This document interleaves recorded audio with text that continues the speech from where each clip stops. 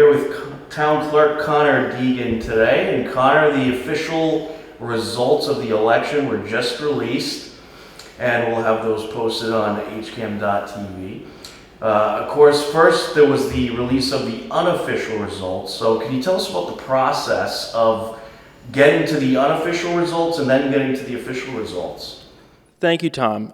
So it's very interesting to see. Some people will wonder, why is it that we're having these unofficial results, and what makes them change between election night when we first read them off and what is actually finalized when you see that difference?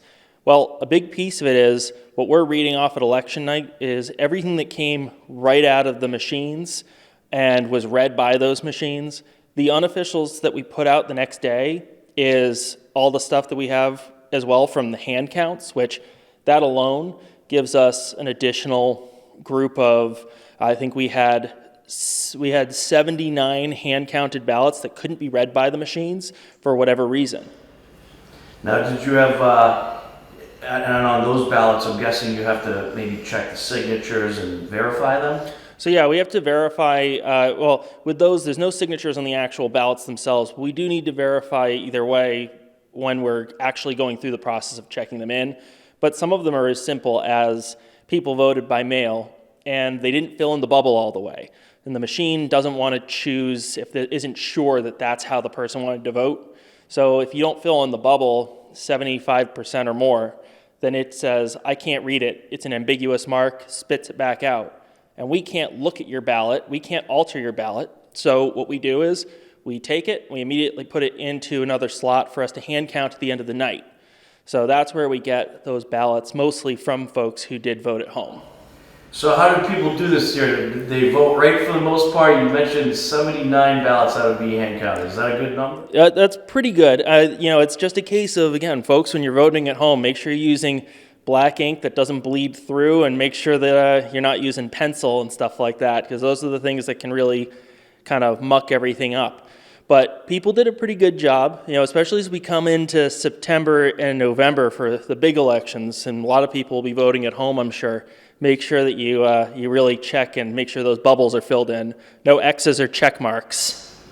And under my quick estimation, I believe voter turnout was up for this town election compared to last year about 30%. Yeah, so we had a great turnout for a local election. The number of people that came out, fantastic. Not our highest percentage for a while, but it's still a really great number of people.